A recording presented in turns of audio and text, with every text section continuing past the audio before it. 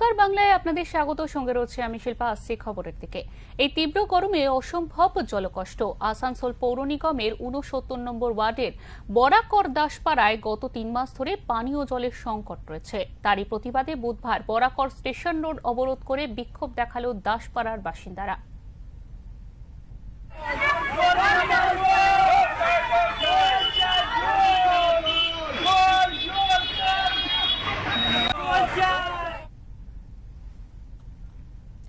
এদিন মহিলা ও পুরুষেরা হাঁড়ি কলসি হাতে নিয়ে রাস্তা অবরোধ করে। তাদের অভিযোগ, গত ৩ মাস ধরে এই এলাকায় পানীয় জল মিলছে না, তাই অবিলম্বে পানীয় জলের সমস্যার সমাধান করতে হবে।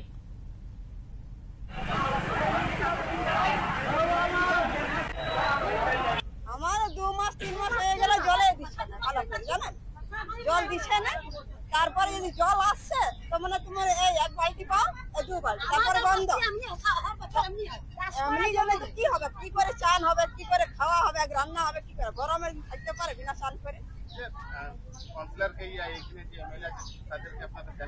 আমরাকে জানিয়েছি, বলেছি, কবার ফোন করে জানাচ্ছি কি জল দিছ না, জল দাও। তো বলছে আমার মা মারা গেছে, তো আর মায়ের কর্মক্রিয়া সব শেষ হয়ে গেল, তা তো দেয় জল, তাও দিচ্ছে না। এই বিষয়ে বিস্তারিত শুনে নেব আমাদের প্রতিনিধি জয়ন্ত সাহার থেকে। দুদিনের সমস্যা এটা নয়, এই সমস্যা দীর্ঘদিন ধরে ৩ মাস ধরে সমস্যায় ভুগছেন দাসপাড়া বাসিন্দারা।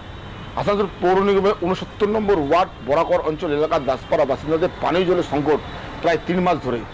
বহুদিন ধরে স্থানীয় কাউন্সিলর আশ্বাস দিয়েছে পানীয় জল সমাধান মিটাবো, কিন্তু এখনো সমাধান মিটে নেই। অবশেষে স্থানীয় যারা আছেন এলাকার বাসীরা, তারা আজকে স্টেশন রাস্তায় এসে রাস্তা অবরোধ করে বিক্ষোভ দেখায়।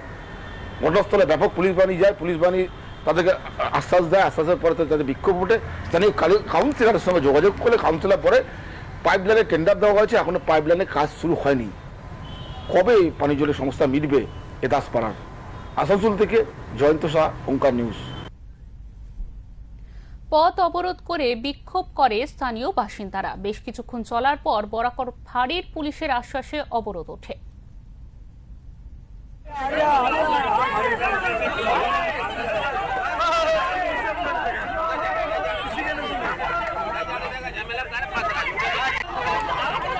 আমরা পাওয়া যাচ্ছি না, আমরা চান করছি না, আমাদের ছেলেপিলা জলের জন্য হচ্ছে, সেই জন্য আমরা গেছি। জায়গা ফোন করলাম, আমরা জায়গা বলছি তোমাদের যা করবে তোমরা করো।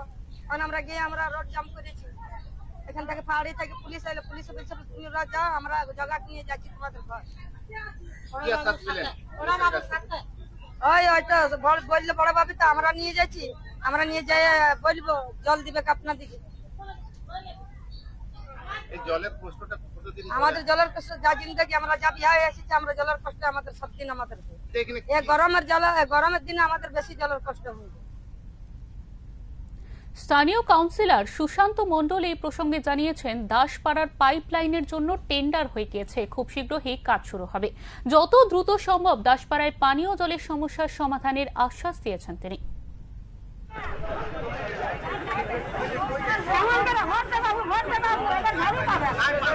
চেষ্টা চলছে কর্পোরেশন তরফ থেকে, আর বিভিন্ন ওয়ার্ডে কলে পাইপ লাইনের কাজও চলছে, যেটা জলের জন্য প্রবলেম হচ্ছে। আশা করি যত জলদির মধ্যে প্রবলেমটা শর্ট আউট করে নেবো। আর আমাদের দাসপাড়ার জন্য একটা পাইপ লাইনে আমি টেন্ডার করেছিলাম, টেন্ডারও হয়ে গেছে, কিছুদিনের মধ্যে কাজ চালু হয়ে যাবে। যে দাসপাড়ার যে জলের প্রবলেম, যত জলদির মধ্যে ওদের প্রবলেম শর্ট আউট হয়ে যাবে।